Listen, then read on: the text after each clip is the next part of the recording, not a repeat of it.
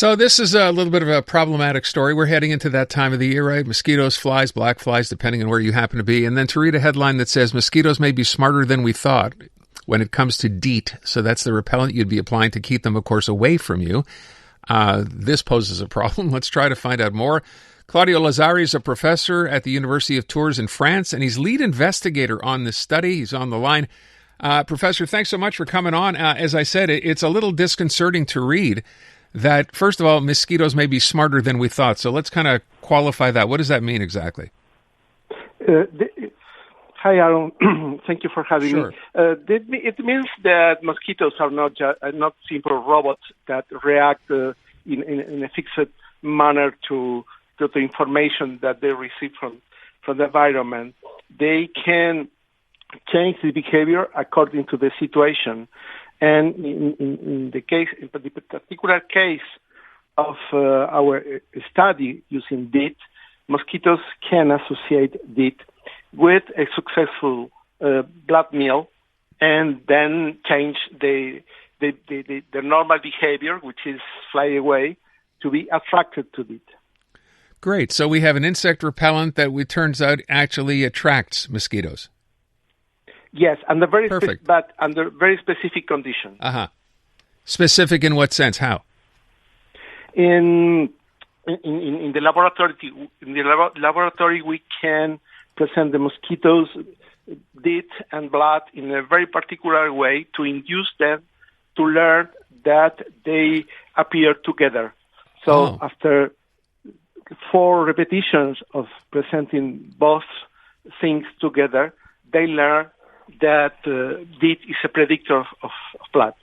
I see. So you've trained these mosquitoes to be this way, to react that way, so perhaps the average person doesn't have to worry so much because the mosquitoes we're dealing with have not been trained? Yes. Oh, good. Yes. In the real life, this can't happen. Okay. Well, that's good to know. I will point out, by the way, you're studying this not because you're curious, but you're dealing with mosquitoes here that spread yellow fever, which is much more serious. Yes, this is a mosquito that actually is the most cosmopolitan disease vector in the world. It's more or less overall, in particular in tropical and subtropical region. And it's a vector of dengue, Zika, yellow fever, and many other viruses. Okay, so there may be some positive, news or whatever to come from this. I wonder, though, what does this mean, though, even though I understand these mosquitoes are not trained, the ones we're dealing with here, does this mean a new generation of insect repellents may be coming? Is that part of what's going on here? There is a continuous search for new repellents because, we try to find new molecules that are more efficient, that provide a longer protection time, and that are environmental friendly.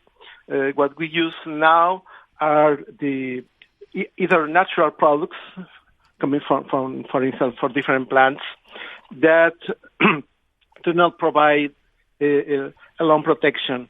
And on the other hand, we have DEET, which is a product of synthetic chemistry, synthesis chemistry that is the most efficient repellent that we have now. But it has been reported some particular reaction as allergy or skin irritation that we want to avoid with new molecules.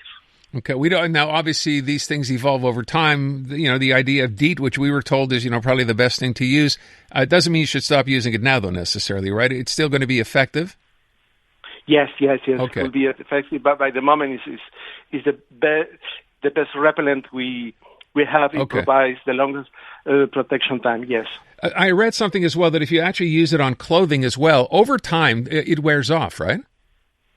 Yes, because it evaporates. Okay, so that's not a guarantee. But it evaporates. In a person can provide protection for a couple of hours, but it is slowly lost. Okay. Just as a final question, in doing this study, were you yourself impressed with just how much mosquitoes could learn? Yes and no, because, as a biologist, I know that most animals are able to learn. So mosquitoes should not be an exception. What is surprising was that we didn't know actually how DEET work.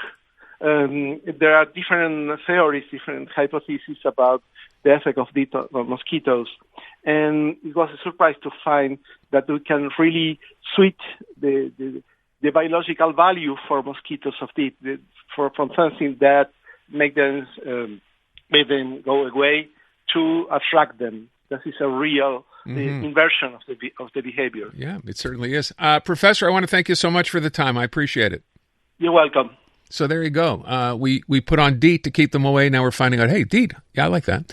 Canadian women are looking for more out of themselves, their businesses, their elected leaders, and the world around them. And that's why we're thrilled to introduce the Honest Talk podcast. I'm Jennifer Stewart. And I'm Catherine Clark. And in this podcast, we interview Canada's most inspiring women. Entrepreneurs, artists, athletes, politicians, and newsmakers, all at different stages of their journey. So if you're looking to connect, then we hope you'll join us. Listen to the Honest Talk podcast on iHeartRadio or wherever you listen to your podcasts.